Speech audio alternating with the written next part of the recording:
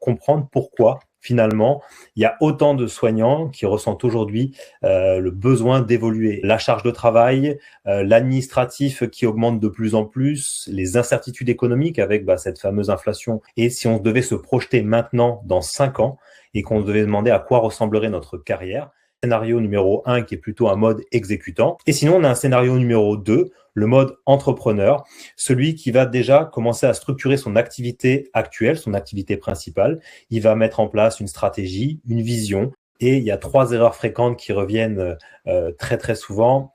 C'est donc déjà attendre d'être épuisé pour réfléchir à son modèle. Croire qu'il faut tout quitter pour entreprendre. Ce soir, on n'est pas en train de vous dire qu'il faut arrêter votre métier de soignant.